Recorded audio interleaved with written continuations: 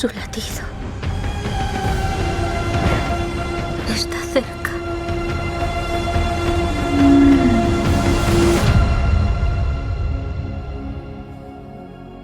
¿Y cómo suena su latido?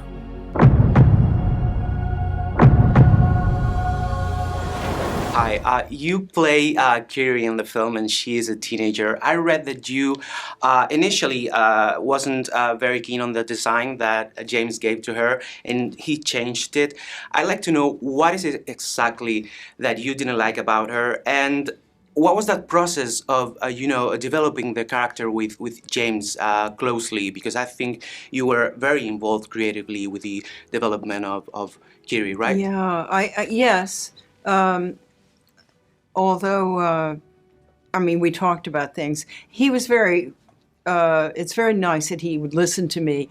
When I saw the pictures, the designs for Kiri, she looked very composed for a 14-year-old. Her hair was very neat. She was wearing a little band in her hair, and she looked like a little Natiri in a way. And I said, very few girls feel like that and look like that at 14. And, I certainly didn't. I was like, I said, I just want her to look like she feels inside. And she wants to be like Spider and live in the forest. So he allowed me to mess her up. And they called her Awkward Kiri, which I think is perfect. Yeah. What was it like regressing to those teenage years and acting alongside younger kids? And what did you learn about the new generations working with them?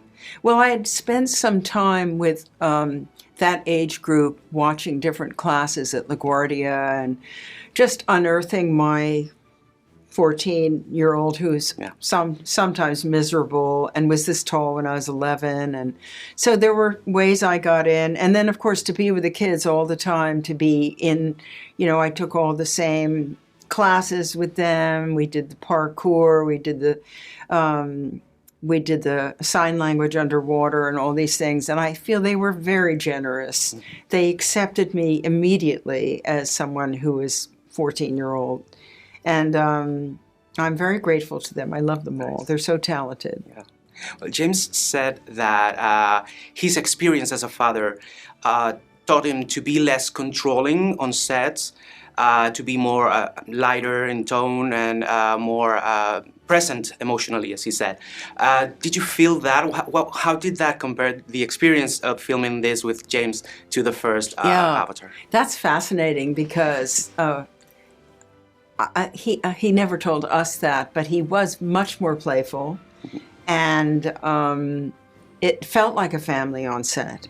So I love that he was bringing that energy and has the humility to say as a parent that he's learned stuff from his kids, because we all do, of course. And I always felt that he wanted the kids in the movie to be just like his kids at home. And he would come in, tell us stories about them rolling their eyes at each other and everything. But when the chips were down, of course, they were right there with each other. Yeah. Well, CGI has advanced so much lately. It looks literally incredible in this film. People, I think, were worried some time ago about CGI replacing actors or replacing humanity, but I think that perception is changing. How do you see, what's your stance on CGI and motion capture as a tool for actors to maybe explore fields that they couldn't before, like, for example, you playing a teenager? Yeah, I mean, that's the thing most people in America don't understand. They still say things like, so you voiced that character, or so you were in front of green screens all the time.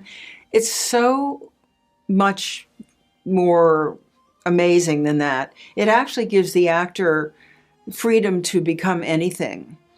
You know, I often think of Benedict Cumberbatch becoming Smaug the dragon, an incredible performance.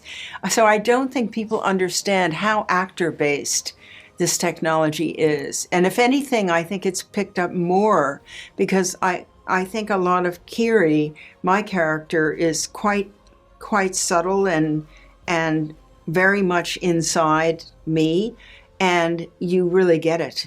with this technology. Weta could not have done a more sensitive job with the character. Okay, I have to wrap it up. Thank you so much for your time. Thank It was you. a pleasure I'm to so meet you and glad an you honor liked to meet it. you.